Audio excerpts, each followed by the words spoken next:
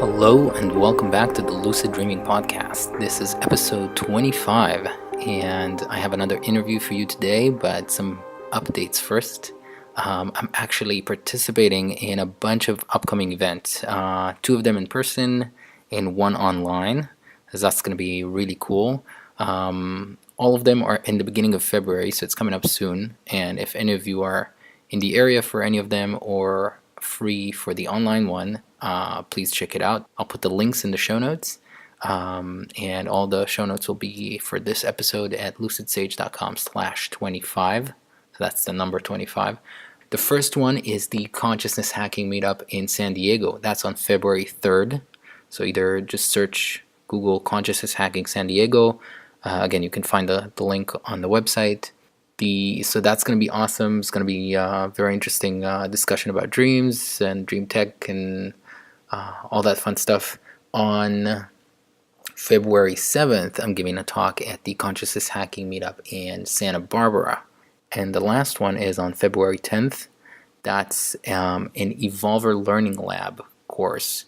And that's actually hosted by Jennifer Dupere, who I was on a panel with a little while back in Palo Alto in the Consciousness Hacking Meetup over there, and she's hosting this course and has a bunch of guests. This is like 6 sessions, so I am participating in one of the sessions about lucid dreaming, but all of them are about various dream states and dream work, and very interesting guests. It's a good list of guests, if I do say so myself.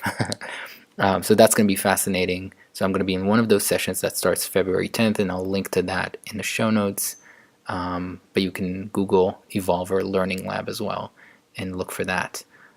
So a lot of cool, fascinating stuff up ahead. Hopefully you get to watch some of it, or if you're in San Diego or Santa Barbara, I'd love to meet you. That would be really awesome. Okay, so our interview today is with dream researcher Kelly Bulkeley, who was also on the panel with me and Jennifer in Palo Alto, and that's where we met. And he's a fascinating character who knows a lot about the history of dreams, and we talk about dream interpretation and dream analysis, his database of collections of dreams, and we get into all sorts of stuff. So hopefully you'll enjoy this interview. So the recording is a little choppy here and there, not too many audio glitches, but a few. But luckily, this will no longer be an issue going down the line, hopefully, or far less common, as I've discovered a new way to record interviews. For those of you who like to know the technical side of podcasting, there's a really cool service called Zencaster, which basically records the audio on both ends and then sends them both to me. So instead of me recording the audio that comes over the internet and not always comes over nice, this records on both ends and then sends me the audio and I put it together. So it's really, really awesome. I've already recorded another interview that I will post next week with this, and it came out great. So look forward to better quality audio. I know I'm looking forward to it. So, all right, here's today's interview, and hope you enjoy it. Today I have with me Kelly Bulkeley, who is a dream researcher and the former president of the International Association of the Study of Dreams and the editor of the APA journal Dreaming. Kelly, thank you for coming on the podcast. Oh, thanks for having me. Glad to be here. So we met not too long ago we were on a panel at the event at the Consciousness Hacking Meetup in San Francisco, in Palo Alto. I think before that, the first time I heard your name, which is oddly enough, I don't know. I'm sure I may have came across your material online, but I didn't yet connect. It's like, oh, it's this person who's a dream researcher and so on. I think I first heard your name when I was talking to the folks at Dreamboard, who are doing the Dreamboard app, and then from there I sort of picked up the thread and realized how much you write about it, and then I followed you on Twitter, and I was like, okay, this is very interesting. So even though we had not a lot of interaction, it was awesome to be on stage with you, and we were both talking about all sorts of interesting subjects. So I do have I have a bunch of questions for you, but as I told you, let's just get into some conversation. perhaps if you want to start, just a little more brief kind of history of who Kelly is. And Yeah, no, it's fun to get to talk. And that was a real fun event, the consciousness hacking thing. I really didn't know what I was getting into, but it was fun.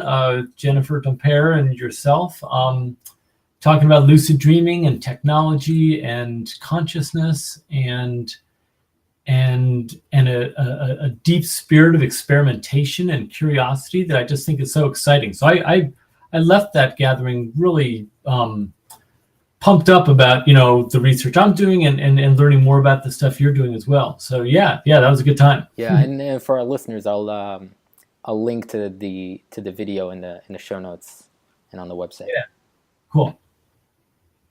Yeah, so that was a lot of fun and kind of a place where several of my interests kind of came together in terms of being able to talk about lucid dreaming, the science of dreaming, the relevance of history and religion, and then what kind of new technology, the kind of thing you're doing. I was really interested to hear what you're up to, so I want to hear sort of on that front as well. So cool. Yeah, we can definitely get into that. I wanted to ask you about, because I think most of what I see on Twitter, at least from your tweets, is a sort of digging into dreams in literature, dreams in history.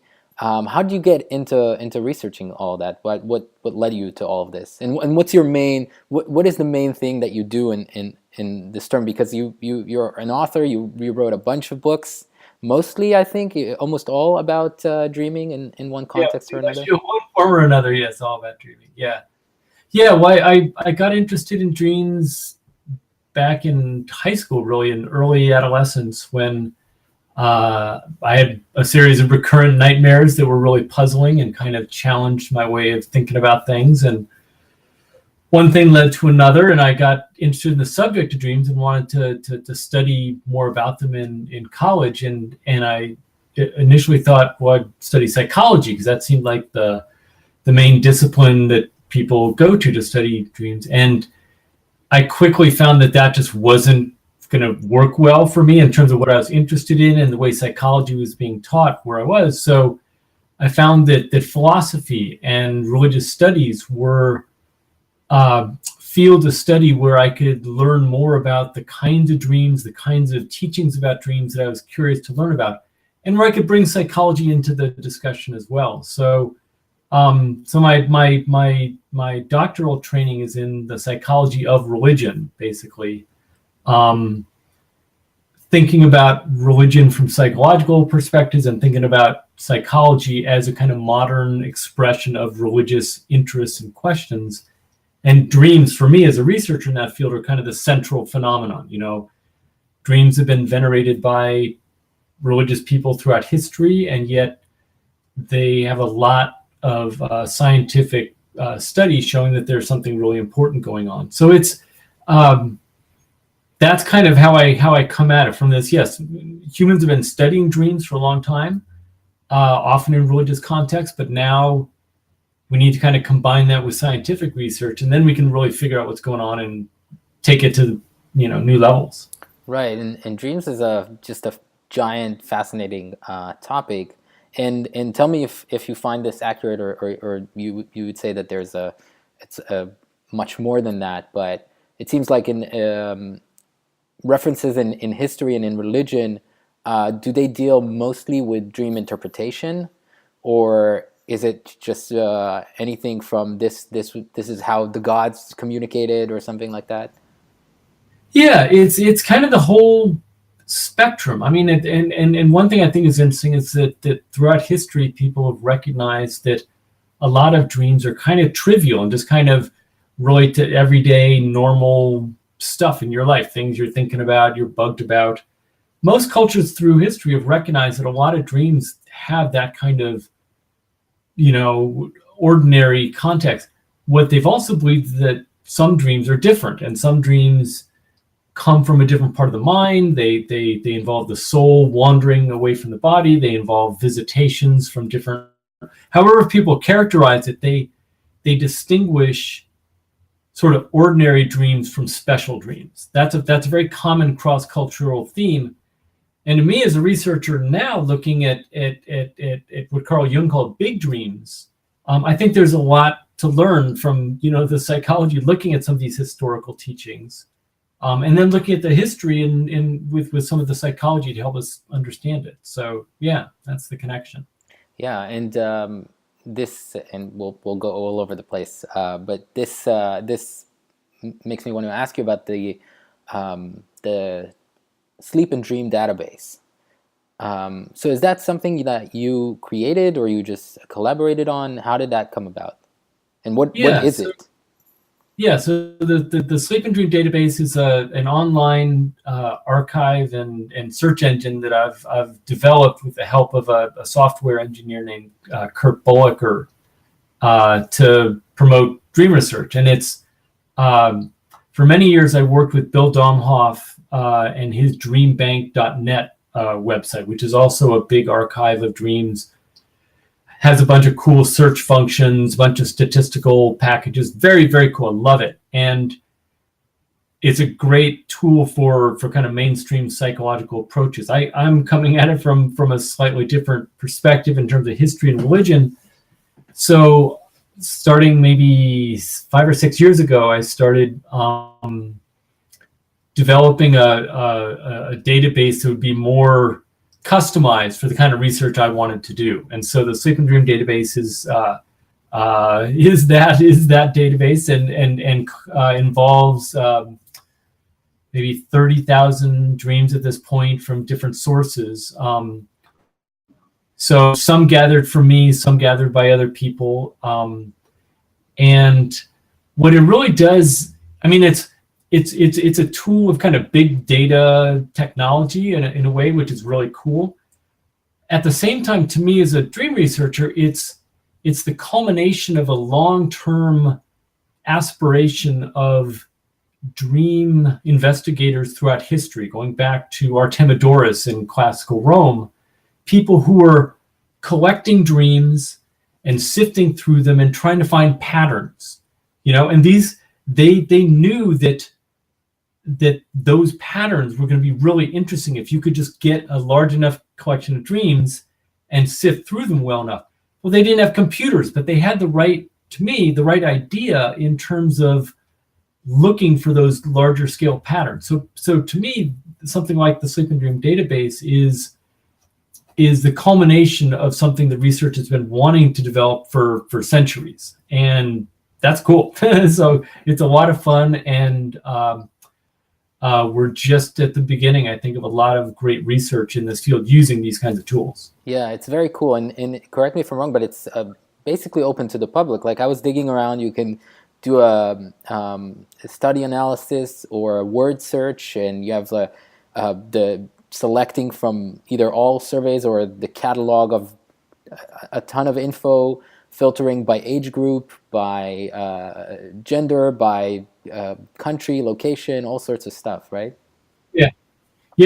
That's there's several different kinds of data in there. There's long series of dreams from people, say someone who's recorded 100 or 500 or 1,000 dream reports. So a single person with lots and lots of dreams.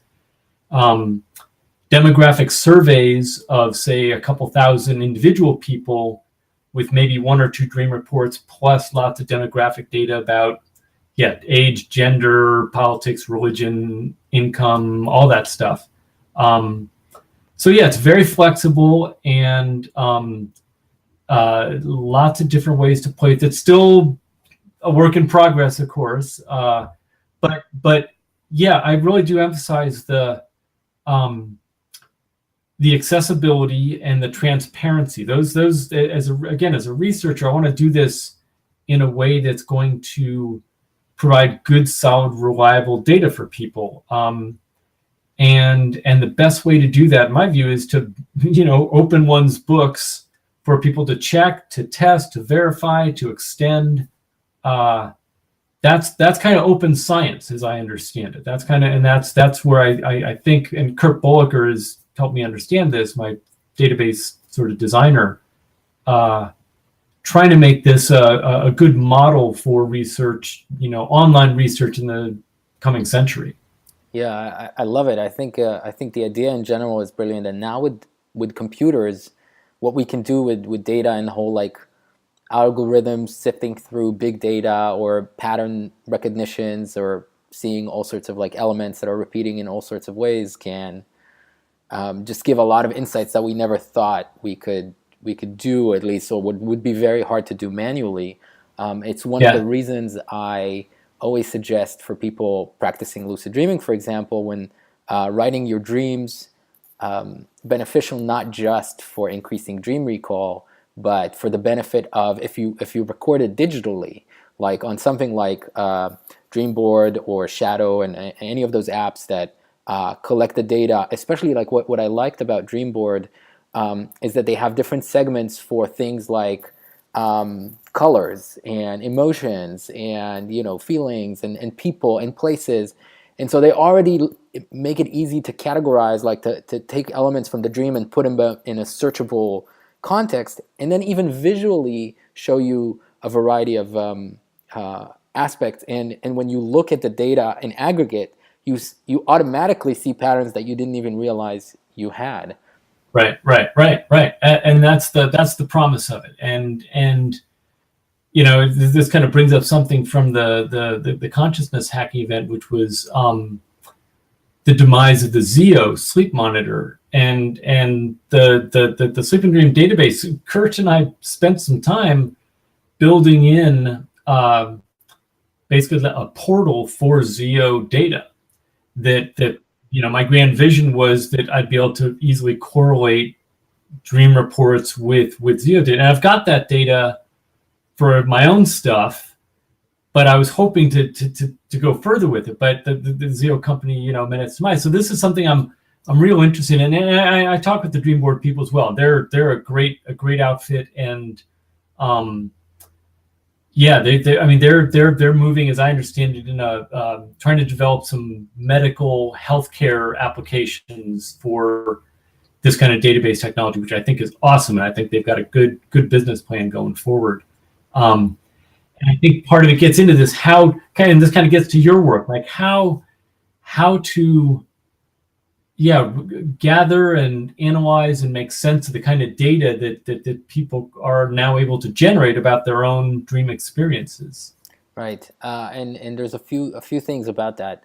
I realized, one, because I was surprised at the data that came out. Like I just would fill in dreams and details, and then at some point look at it and realize that the most common feeling, for example, or experience that I would have in a dream is the feeling of surprise, and that was surprising on its own. I didn't expect that. I thought probably anxiety or stress or some other thing, and then repeating elements that just show up, like items or a particular animal or a person, and then you're like, wow, I dream about this person a lot. I don't think I quite realized it until I entered it. So there's the whole personal data and what you can personally get out of your own dream reports and dream data, and then there's the aggregate of the collective, consciousness and the collective dream reports, which is, I think, very relating to what you're working on. And you're also involved in the app Shadow, if I remember correctly. Yeah. I mean, I talk with all sorts of people. And people have been working on this from various angles for a while, and so I consulted with Hunter Lisuk, the guy who's organized Shadow, the Dreamboard people. There've been a couple iterations before, and I think everybody's got the sense that there's this huge potential out there. Everyone's a dreamer, and I think probably what will happen is there'll be a variety of venues for people to track their dreams and get the kind of feedback that makes most sense to them. It's the classic big data question, which is, once you've gathered all this information, how do you then make sense of it? And how do you, in the case of an app, give a user something of value.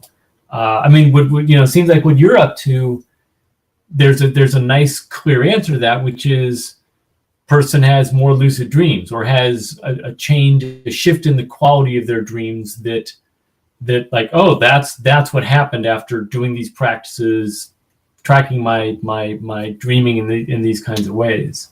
Yeah, I get a lot of, and this is what I wanted to ask you. So there's a couple of things. So before I forget, let me just plant this seed, which I wanted to ask you about. If there's some obvious examples of patterns or information or insights that came out of looking at a lot of dream data. So let's actually start with that. I'll get back to the lucid dreaming one because I do have a comment and a question about that. But I mean, is there some obvious ones that once you started getting into all this and doing some data analysis that has started like becoming very interesting and like, wait a minute, there's some cool stuff here. Yeah. I mean, this is all, and there's some specific things in terms of the colors in dreaming that appear most frequently being black, white, red, and blue or green, tending to be comparable to what anthropologists consider kind of basic color words around the world and in different cultures. So there's several things where I think there are cool connections between particular patterns in dream content and known aspects of human mental functioning. But there's a bigger thing that I'm impressed by as I'm looking at lots of dreams and analyzing them in these ways, and that's kind of just the deep drumbeat consistency of a lot of our dream lives. That it really is another world that has its own kind of framework, its own rhythms, its own structure and ebb and flow that just I think is really impressive and so goes against the kind of snarky scientific view of dreams as just random hodgepodge nonsense. It's like, wow, there's this just amazing stability in many of the features in terms of like kind of like what you're talking about. Like, I mean, I would have told you if you'd asked me what's the most frequently appearing emotion in dreams, I would have said wonder/confusion, of which surprise would be part of that category. Lines, yeah, fear would be second, happiness third, anger fourth, sadness fifth. That's a very consistent emotional pattern. Fascinating. In almost everybody I look at dream-wise, with some variation. It's not a fixed thing, but that's the cool thing right there, is that then once we see these deep patterns and rhythms, then the variations are really interesting. And so if someone has much less wonder and surprise and confusion and much more fear, we might say, wow, there's something going on with that person, because for most people that's not the proportion. Just another simple example, for most people, words relating to vision are by far the most frequently appearing sense words, except for people who are blind. For those people, their hearing references are much higher. So you can see, if you look through a bunch of dream reports and suddenly you see a group of people or a person with very low visual references and very high hearing references, good chance that person is sight impaired or blind. So so anyway, that's the kind of finding that's really like, I mean, they're cool findings in and of themselves, but they're super encouraging that, wow, if we push this further, there's more to find. Yeah, so. Definitely. And I think in regards to what we were starting to talk about earlier, so I get a lot of people in the lucid dreaming sort of community, or at least a bunch of people that I interact with, discount the content to a large degree, or either they just want to learn about techniques or becoming lucid, or I mean, to some degree, people are fascinated by cool experiences in a dream, but at the very least, in doing a dream, writing a dream journal, in order to increase dream recall, they're like, well, it doesn't matter what happened. Let me just write it down so I remember more and hopefully become lucid. But I think it's almost all about the content, or to put another way, it's all about the experiences in the dream. Yeah. I did an episode a while back called "Your Two Lives," and basically the premise is that in one of my fascination, and one of the main reasons I study and promote lucid dreaming, is because I realized pretty early on that the content of your dreams is just like another life that's happening to you, and because the experience feels real, it affects you just as much, and sometimes more, because these are often extreme experiences that we don't have day to day, whether it's stressful, fear, joy, elation, and some can be so intense that you wake up crying, you wake up ecstatic, and that affects your waking life and your day. So how do people discount the content? It's just strange to me. I think it's missing the whole point almost. Yeah. But I know what you mean. That's particularly among people who are really psyched about lucid dreaming and looking to cultivate that those kinds of metacognitive abilities in dreaming. The content becomes a little bit secondary. And there are some religious and spiritual traditions, Buddhism foremost among them, who also kind of downplay dream content as ephemeral or less interesting than the cultivation of those kind of lucid powers themselves. Now, even in Buddhist context, if you get down to it, they do pay attention to the content of their dreams. They often receive really interesting teachings or warnings or all sorts of things in the content of their dreams. So I think you're right. I think that's a good thing to keep in mind, even as people get excited, and I think legitimately so, about expanding the range of their cognitive abilities within dreaming, because that is cool. But you're right. I think the content still matters. It's still part of it. I mean, in Buddhist context, as sometimes it's just considered another illusion. So just like don't take all of this to be so important in some sense. Don't have attachment to all this. Don't get attached to what happens in your dream either. Except that you're right. They also still say, "Oh, this was an important experience," or "This was a teaching," or "This was that." Yeah. So, I'm curious about. I want to go back to dream interpretation a little bit, because I've been fascinated by.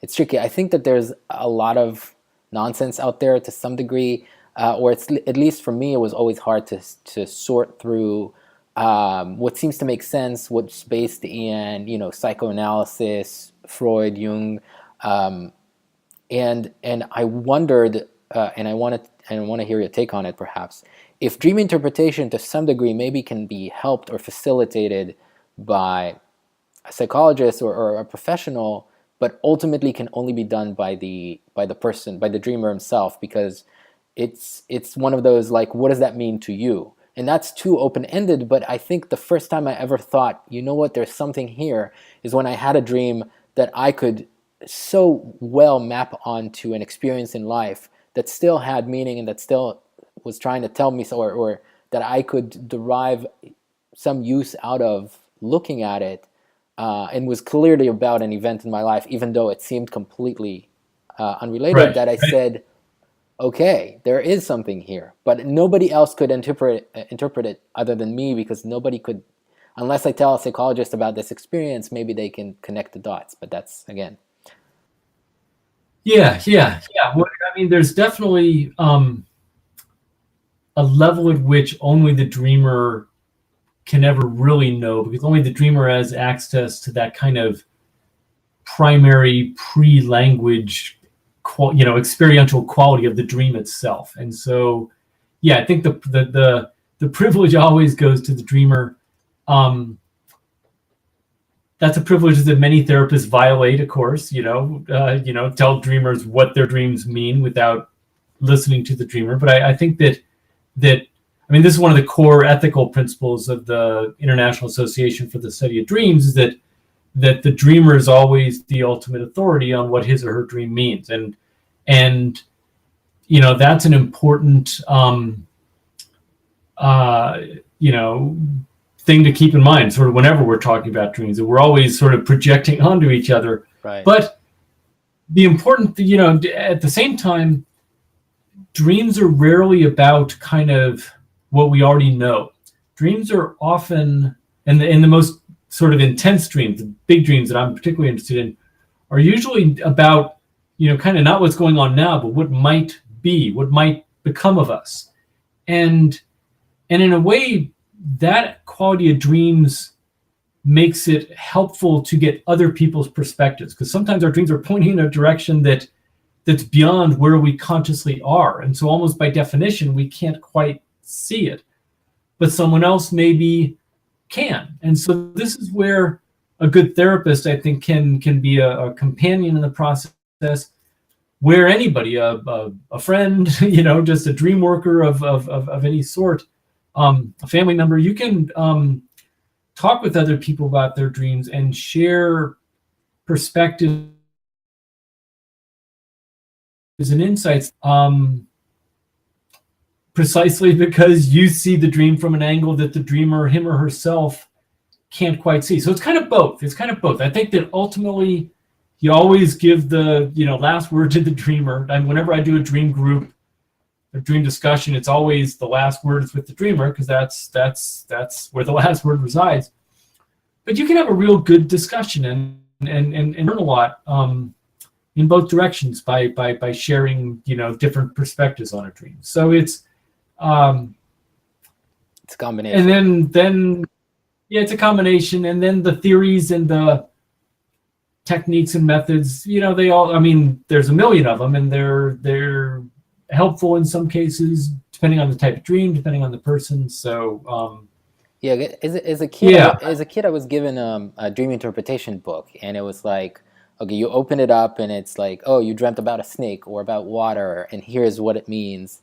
Again, do you think there are some kind of archetypes that do, again, maybe in aggregate, seem to imply the same or a similar thing for most people, or not necessarily? Yeah. Well, so those books don't help if you take them as pure.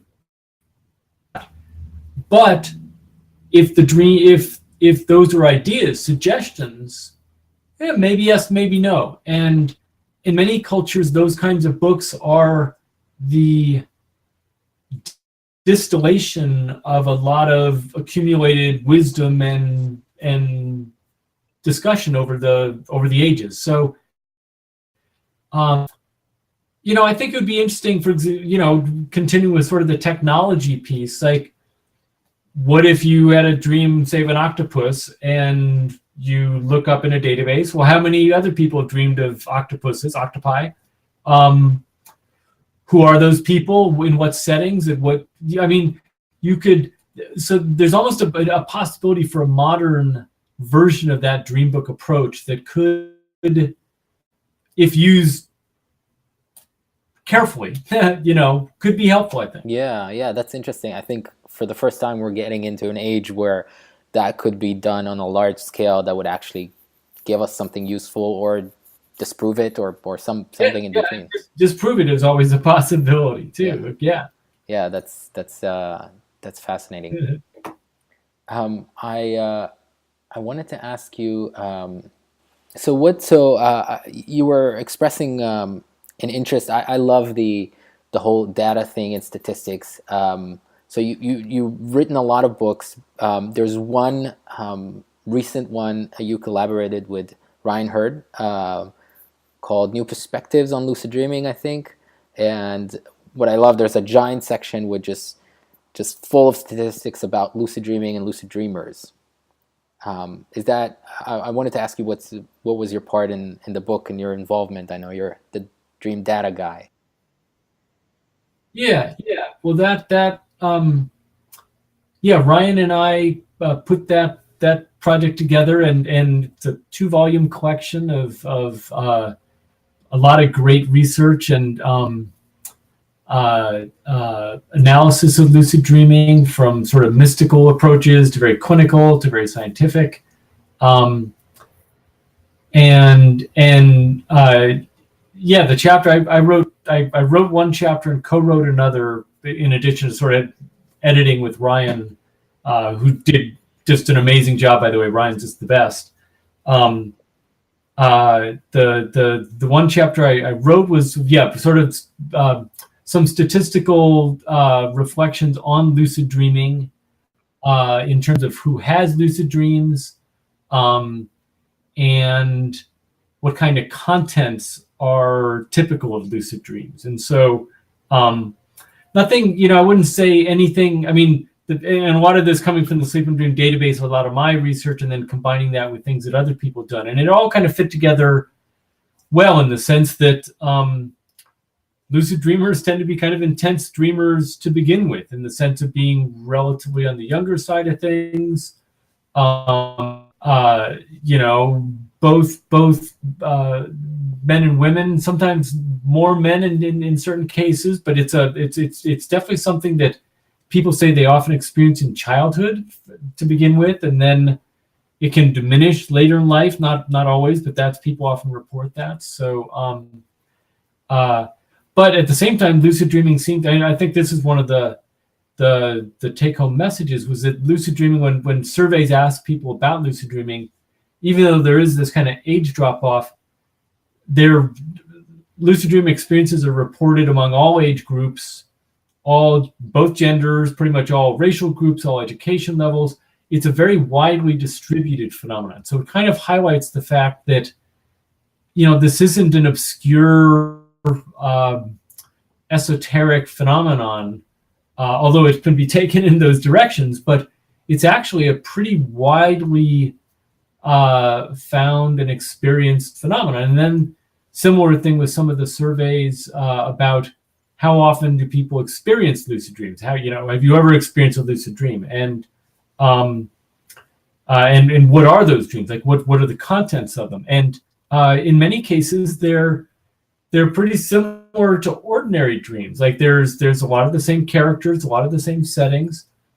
What seems to distinguish lucid dreams is higher levels of effort, of sort of focused intention. Yep. that manifests itself in sort of heightened awareness of what's going on. And interestingly, apropos of what I was saying about blind dreamers, the collections of lucid dreams I've looked at tend to have relatively low visual references, comparable in some ways to blind people. And so with that, and I got to look at more studies, more data to see if that's, real, or if that's just kind of a arbitrary artifact of what I've been looking at. But it's gotten me thinking, could it be that in lucid dreaming there is less attention to kind of the external visual field in the dream, and more on the dreamer's own kind of thought processes, intentions, efforts, and cognitive activities?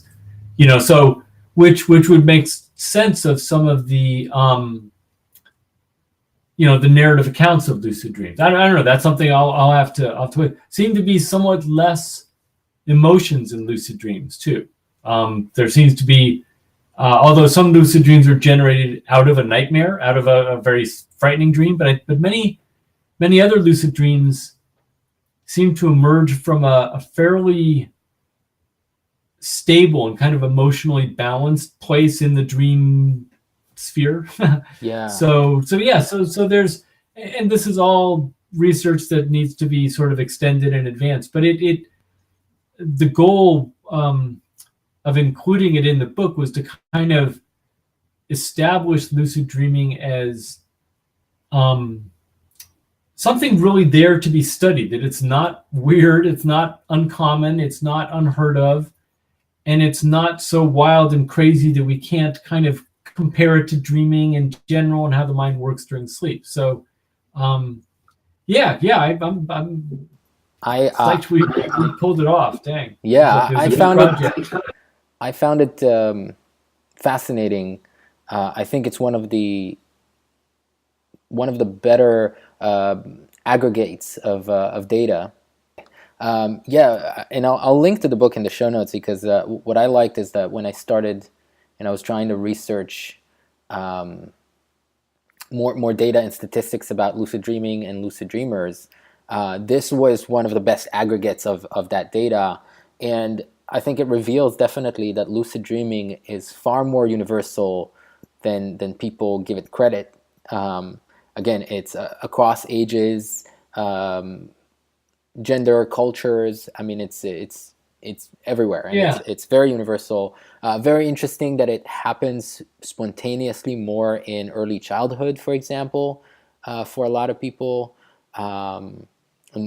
Early childhood to teenage years, although it does happen spontaneously for adults as well. All sorts of stuff. There's just like it's very interesting, and I part of what I'm hoping to do is not, in trying to build something to help people lucid dream, is so a big part of it is just giving people the access to that tremendous experience and all the effects that it can have on your psychology and your sleep and so on.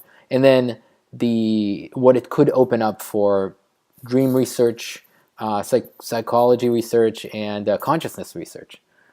And I think there's just a lot to be dug out and discovered as soon as we can just like have it a little more ubiquitous experience for people. Yeah. Well, and my interest in sort of the statistical frequencies and such. I mean, that's a real detour in terms of where I started my work, and I mean, I'm coming through that in a way to look more deeply at the kind of the phenomena of lucid dreaming, the varieties of the experiential depths in those kinds of dreams and other kinds of dreams, that the statistical frequencies and such provide a nice framework, a nice kind of sense of like, okay, here are the broad kind of rhythms and tidal flows of dream experience. And with that knowledge, now we can really go deep, and we can really feel like we've got a good sense of orientation in going deep, knowing these bigger patterns. So looking at those kinds of statistics, I think is helpful as a stepping stone to those kinds of stuff we can all work with here. Let's get to it. Yeah. It reminds me another little point about both experience and dreams and their meaning or their connection to even to lucid dreaming, because ever since I was a kid, and this started at my very first lucid dream ever, 99% of the dreams in which I am flying would become a lucid dream. So somehow flying is a trigger for lucidity for me, even though like many other bizarre or impossible things would not be. And every time I would become lucid not flying, my first instinct is to start flying. And maybe that's just a coincidence, maybe because flying is just so much fun. But I found that interesting. I found like I was curious as to why a particular experience in a lucid dream would be a trigger and others would not. Yeah. Well, there seems to be several paths into lucidity, and from my perspective, many of them derive from just kind of a general heightened activation of kind of the dreaming process. So a scary dream, a chasing dream, a falling dream, a flying dream, a sexual dream, a visitation dream, any number of intensified types of dreams can spark that kind of heightened awareness that we refer to as lucidity. So I would imagine it's probably, yeah, kind of an individual, not taste, but sort of your own developmental trajectory that flying for you has been, the easiest and smoothest access into that level of dreaming. So, and that might be where the childhood connection comes from, because flying dreams are also more common in childhood, and so there's probably a connection. Yeah, yeah. What do you think about, and I don't know how much this shows up in the database or the research you've been doing, or just reading about other people's research, but there's a phenomena for some people, and it happens both in lucid dreams and regular dreams, that the intensity of, I call it the reality dial. There is like the metadata of the dream seems to inform you that this is somehow hyper real or more real than real. Are you familiar with this phenomena? Is it connected to any types of contents of dreams, or what do we know about it?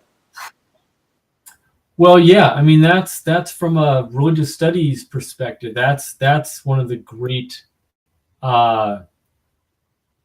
mysteries of dreaming, is that people throughout history have experienced dreams that feel realer than real, that feel, like you've really been to this other world, this other place. You've really met this supernatural being. So, that's a one of the signal, I think, features of dreaming. In fact, it's that phenomenon to me is the best argument against a kind of scientific dismissal of dreaming. The fact that some dreams hit us, and this is a widespread phenomenon. It's not just modern people, it's people throughout history. So there's something in human nature that can create these experiences of like just realer than real intensity. And it just defies everything we know about kind of evolution and the way the mind works to think that something like that happens and it's meaningless and it's pointless. It has no purpose or function or relevance, right? That's absurd. There's something going on there. And researchers are teasing out some of the parts of the brain, aspects of the brain that when they're damaged in sort of regular life, people have a tough time distinguishing between reality and fantasy. So there are parts of the brain that kind of monitor what's what, and it seems that in certain dreams, either that part of the brain shuts down, or it goes into overdrive, or it teams up with some other part of the brain and creates like this hype. I mean, the brain can do it. There's no doubt that the brain is capable of creating exquisitely realistic simulation of anything it wants. I call this, and this is in this new book I've got coming out, I call this the autonomous visionary capacity. That's kind of my fancy word for this ability autonomously, without even trying, to generate these incredible visionary worlds, with, like I said, and like you pointed out, this amazing sense of realism. That's not a what is not a bug, but a feature. Like that's an amazing feature of the way our minds work, and the more we can kind of cultivate that and explore that, the better, I think. So. Yeah, I feel like there's a big clue into human consciousness and how the brain works. I think it's interesting that in a dream, most of them just feel real without necessarily even comparison. You're in a dream, you believe it, you take it for real, and some dreams can feel more real, and that's why I call it the dial. Like the dial of the realism is up. Or you can become lucid and it suddenly feels less real because you know that there's another reality that you are more familiar with and is more solid and consistent, and the dial kind of goes down, and that's just fascinating on its own. And like you're pointing out, this can happen, it's less common, but this can happen where waking life feels less real than before, or sometimes more real, but there's like the issues of differentiating because of that between waking and dreaming, which is just, I mean, it's just on its own is a fascinating phenomena. Yeah, one of my most influential teachers in grad school is a expert in Hindu mythology named Wendy Doniger. Wendy Doniger O'Flaherty's. She wrote some of her books, and she wrote a book called Dreams, Illusion, and Other Realities that talked about various myths in Greek and particularly in Hindu culture, playing with this idea of a dream experience that feels realer than reality kind of prompts a kind of a recursive philosophical thought process of, well, this reality isn't a dream. And so there are plenty of Hindu myths where characters will fall asleep, they'll wake up, they'll go about their lives, they'll live a long life, have children, get old, die, and suddenly wake up back where they started. And, you know, all playing with the idea, as I learned from Wendy, that in some ways it doesn't matter, that human life isn't about figuring out what is happening, you know, what reality we are, but rather kind of learning to navigate through multiple realities, that we're always living in multiple realities. They always have a dimension of dreamlike illusion to them. And then there's, as she pointed out, there's kind of a fork in the road where, you know, in a more Buddhist direction, it becomes everything is an illusion and nothing has ultimate reality. And then a more, this is in Hinduism, a more traditional path of, you know, this world matters and there's karma and what you do here has an influence on later life, both in waking and in dreaming. So dreaming in that sense becomes an arena for almost any, I mean, every religion has its way of working with dreams. There's no right religious doctrine about dreams, really.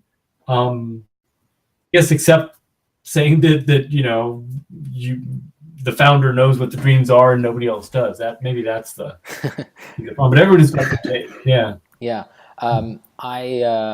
Again, this goes back to the whole like concept of like your two lives or something, and I always try to think about it because a lot of it is like the language and the culture and how we're brought up to look at dreams or dream versus reality, or which is, you know, reality. The Hindu, the Buddhist views have different outlooks at it, and I'm thinking, what's the common component?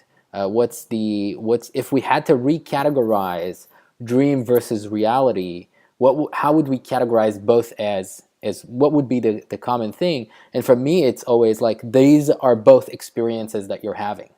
So you might feel that one is more real or one is more solid and consistent, another one is more hectic and strange, but you're experiencing both of them. And often enough, you're experiencing both of them as real. It doesn't matter what the content of them are. And that's why I find it strange. The more I think about it, how we discount one and easily forget it, and then just pay so much more attention and take for granted more the other one, which is understood. It's because of our experience, but I see them as both experiences you're having. Yeah. This entire thing is your life. It's not just this one versus this one. So I always thought it was an interesting, different way to look at it. Yeah, you know, you put that sounds a lot like kind of existential psychoanalysts from kind of mid-20th century, people like Ludwig Binswanger and Frederick Perls, like would talk about dreams. Maynard Boss wrote some good stuff about dream experience, very much like what you were saying there. Thinking about how what's fundamental in life is experience, not the reality status or the consciousness status necessarily, but that experiential quality which we find in dream. And an argument could be made that because of the flexibility of the boundaries and categories in dreaming, that's your form of experience. You could argue, you know, that's a more that's an arena in which experience can be felt and explored most freely. So yeah, that's interesting. I like that. Cool. So we're coming up on an hour. This has been a lot of fun. I wanted to ask you before I let you go a little bit about your personal experience with lucid dreaming. I'm assuming you've had at least a few, but like what was perhaps your first one or your first introduction to the concept of lucid dreaming in any experiences that you have? Yeah. Well, for me, it started very much in kind of the negative side of the spectrum in terms of chasing dreams or following dreams where the fear would hit a certain kind of peak overload kind of stage where I would realize it's a dream and kind of, climb my way back to consciousness is kind of the way it felt. So it wasn't sort of an extended lucidity kind of experience, but it was very much, wow, this is happening and I know I'm dreaming, but damn, it's scary and I gotta change this. I gotta do something here. And those dreams were very influential in terms of giving me a sense of the power and the sort of the autonomy of the dreaming imagination. In more recent years, I've had more lucid dreams of kind of a hovering awareness, I'd say. Not so much what can I do, where can I go, but more honing in my awareness on certain dream scenes. And this is where, to me, the lucidity is best understood as kind of an umbrella term for a variety of more technical term is metacognition in dreaming, where that it can include planning, remembering, reasoning, evaluating, judging. I mean, there's a whole host of more specific high-level mental functions, including self-awareness. And what I've found in recent years is more metacognitive dreaming, more dreaming where the dream state, where more of my self-awareness is present in the dream state. So it wouldn't even in most cases be lucidity in the sense of like, oh, I know I'm dreaming and I'm going to do something, but it's more just the awareness an awareness of the dream world as real in that moment. Kind of this back to your experience point, I think. Kind of right. Being aware of, wow, something's going on here. What is that? Yeah. And trusting that I'll wake up and remember it, I actually refer to, I don't consider lucidity is a definite connection to having dream control or even necessarily the desire to take dream actions. A lot of people say, I knew I was dreaming, but I couldn't, no matter what I did, I couldn't control the dream. I don't see control as a must. I also look at lucidity. The way I view it is like it's like a segment on the spectrum of awareness. So it's not even like a point after which you become lucid, and even after that, it's like a little area. And even after that, I love what you pointed out, because when I want to sort of map the what is lucidity kind of thing, there are all those cognitive abilities that sort of come online, and not even in sequence, and some of them show up, some of them don't always show up. And control is not always there regardless. You can still have access to memory. You can still point your attention without changing the content. It does affect the content of the dream. So it's very interesting. It's a multifaceted a kind of cognitive arena, as I call it, and it's not always that cut and dry. Yeah.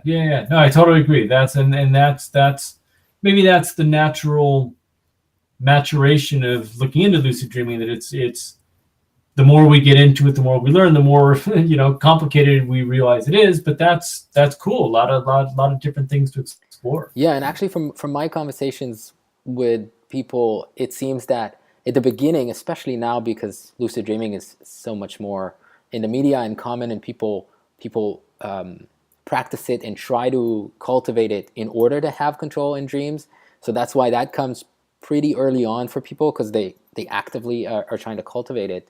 But it's the people who have done it for a long time that are actually usually letting go of control and just doing the third person or even first person, and just strict observation and letting the dream unfold. Exactly, and that's yeah. There's been a long debate in dream studies between lucid dream researchers and Jungian people interested in Jungian psychology, for whom the dream has its own kind of intelligence and wisdom.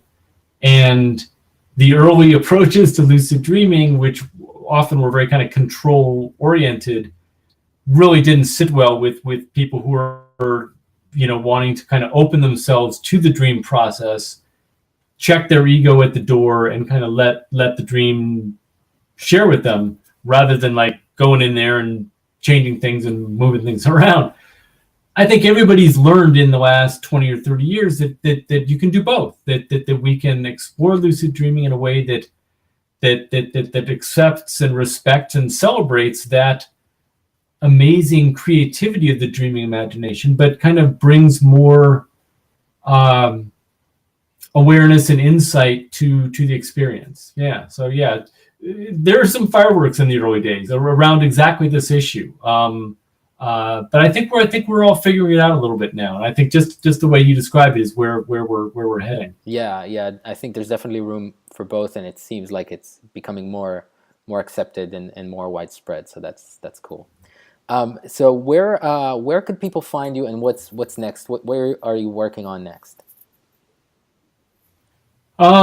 Yeah. So I've got a book contract for a project that's going to look at a young woman who lived in late 1500s Madrid, Spain, and gained a reputation as a prophetic dreamer.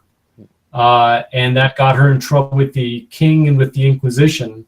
So she was put on trial and imprisoned, and her trial involved an analysis of several hundred dreams that they recorded of hers that were prophetic. I mean, had some really amazing things going on in them.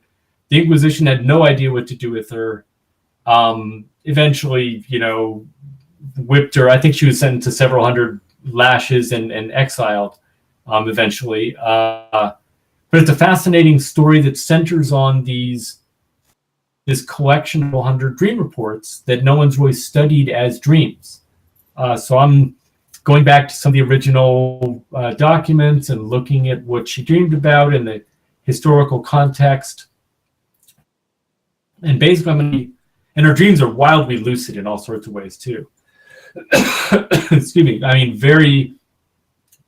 Amazing dreams. And I'm going to look at this trying to figure out what her dreams were. Were they from the devil? Was she making them up? Were they real? What was going on? As kind of the way of creating present day questions, like what are the powers of dreaming? And in my view, this young woman had a gift and a gift of dreaming, and it was cultivated in really interesting ways given the weird hyper-religious circumstances of her life at that point. Madrid was the capital of the greatest empire in the world at that time. But at the same time, they had no idea what to do with a young, good-looking female dreamer. Which she was, and all of the male priests around her were just completely freaked out. So it's a cool story. It's very historical, so it's kind of taken me in a new direction, but it's also very relevant, I think, in relation to questions about, what are the psychological costs of an empire? and what can the individual imagination contribute to the discussion of what an should or shouldn't do. So then that's obviously no. It's the project I'll be working on all year, but it's a fun one. So yeah, very cool. I'll link to your website and to your social profiles on the show notes. Cool. Hopefully we can do this again sometime. Thank you so much for coming on the podcast. It's been a lot of fun. Psyched, a lot of fun. We could, I'm sure we could talk for hours still. So yeah, we'll keep in touch. Awesome. Thank you so much. So I hope you've enjoyed this interview. More coming up very soon. And again, check out the links on lucidsage.com/25 for the general links and for the upcoming events. I'll post on social media as well, and you can always catch me on Twitter at @TheLucidSage or by email contact@lucidsage.com. All right. So thanks again for listening. Sweet and lucid dreams.